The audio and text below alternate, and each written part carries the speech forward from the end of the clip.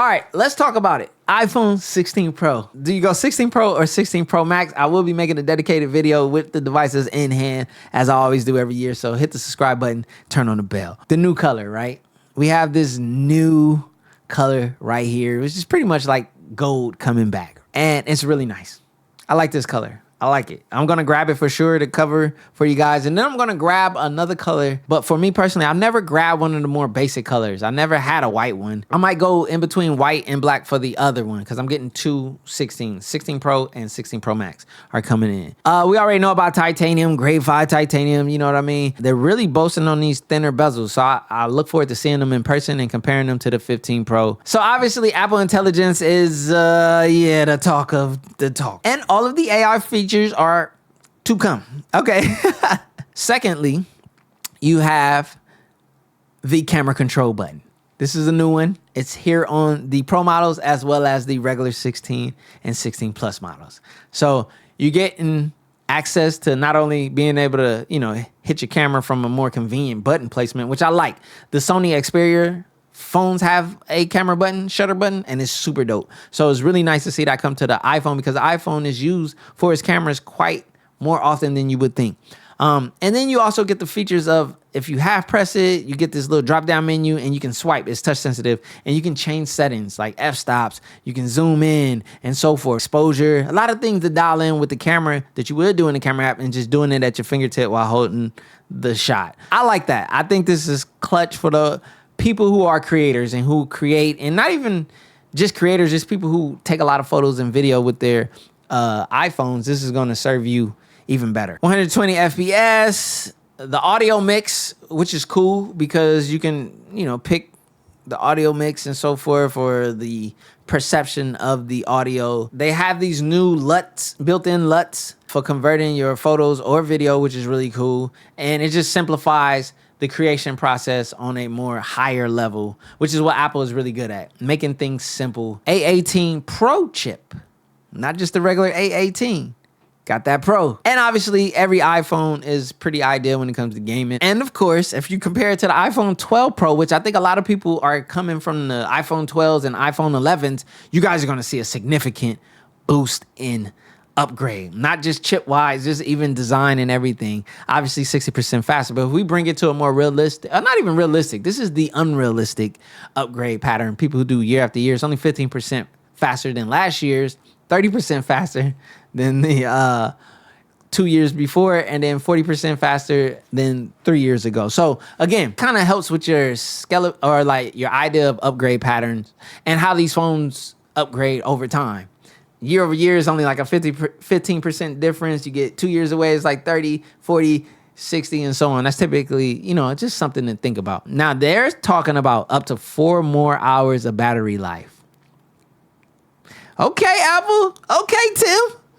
Hold up, player. 4 more hours? Then what, though? Are we talking about versus last year? We got to verify that. 5 more hours of battery in comparison to the 13 Pro. So let's get the realistic. So from the 15 Pro, 4 more hours over the 15 Pro and 15 Pro Max, only 2 less hours. I figured, but that's huge.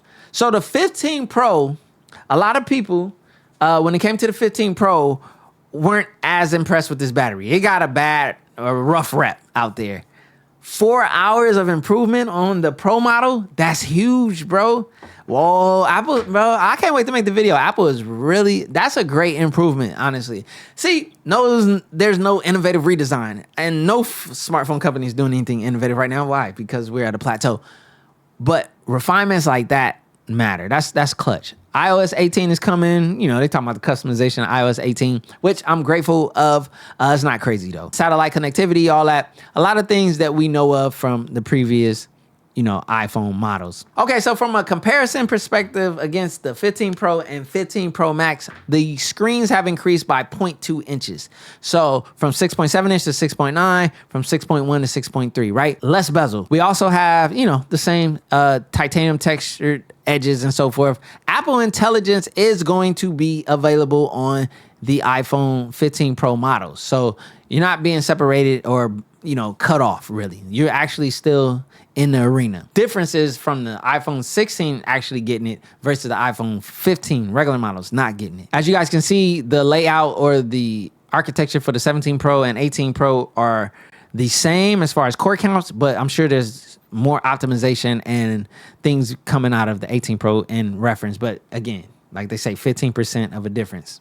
Case in point. As far as the camera lens, they have this 48 megapixel fusion lens versus just the regular, I guess, 48 megapixel last year. Here's another cool thing. The 5x zoom that was being gate kept to the Pro Max model only in between these two. The 15 Pro Max had the 5x, but not this one. Now, the 16 Pro is going to actually have the 5x telephoto zoom. So that's a W. As you guys can see, the hours of battery have been rated higher.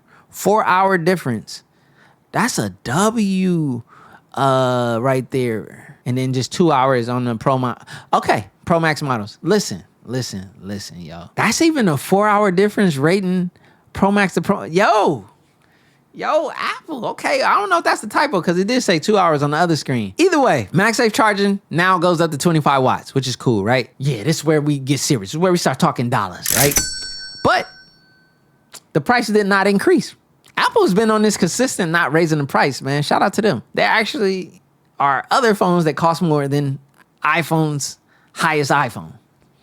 $999 starting on the 16 Pro. If you opt in for a 16 Pro, the new color, Desert Titanium, which is fire, at $128 though, right? It's how you get that $999 price. Realistically, especially with a Pro model, you need 256. If you're going to do a lot of creating, 512 is more ideal, whether you go Pro or Pro Max, but the price changes. Yeah. Pro Max only starts at 256 as the base, which is super clutch. And you go to 512, you're at $1399 versus the, I think it's $1199 on the 16 Pro for, $1299 for 512. So $1299 versus $1399, only a difference of $100. The difference between sizes, as far as a price perspective, is only $100 no matter how you choose, except for when you go 128, which is only on the 16 Pro model. So what really comes into play, which is what I'm going to make a video on, I do it every year, is the user experience and how these devices are, like in hand, screen real estate, battery life is huge. But the 27 hours versus 33. So that's a difference of 6 hours in between the two. Again, that's not screen on time. That's not mixed. That's just like video playback or whatever they're rating it. But that's a significant difference in between the two, right? If you're looking in between these two. So that's something to consider. Let's be realistic and let's consider our budgets, right? 256 is fine. But when you have Apple ProRes log, you take in raw photos, you have the opportunity to take larger media with these Pro devices. Again, this is opportunity, doesn't mean you're going to take advantage of it. If you are doing those things, you're going to blow through this 256 gigs extremely fast, trust me. And you're not going to get a lot of minutes as far as Apple ProRes log recording goes. 512 for the heavy creative, heavy user of these modes. 256 is doable. Even 128 for some people out there, not me. I'm now living on that 512 to 1 terabyte life. Again, we got to keep budgets in mind. Now, you can do trade-ins. You can get up to $650 off on these.